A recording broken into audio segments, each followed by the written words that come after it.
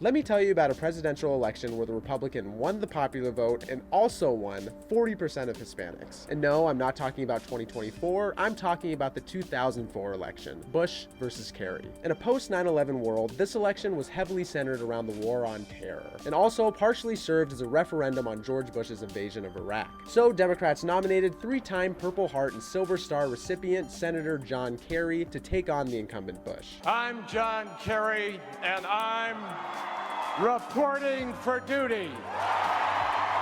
But a major problem the Kerry campaign ran into was the detail that he himself voted to authorize the war in Iraq before later opposing it. And the Bush campaign never missed an opportunity to remind voters of this fact. It is a choice between an America that leads the world with strength and confidence, or an America that is uncertain in the face of danger. Kerry countered by arguing that he and the public was misled by the Bush administration's claims that Saddam Hussein possessed weapons of mass destruction. But the Bush campaign took other instances of Kerry's changed positions to brand him as a bit of a chameleon. He bragged about voting for the $87 billion to support our troops before he voted against it.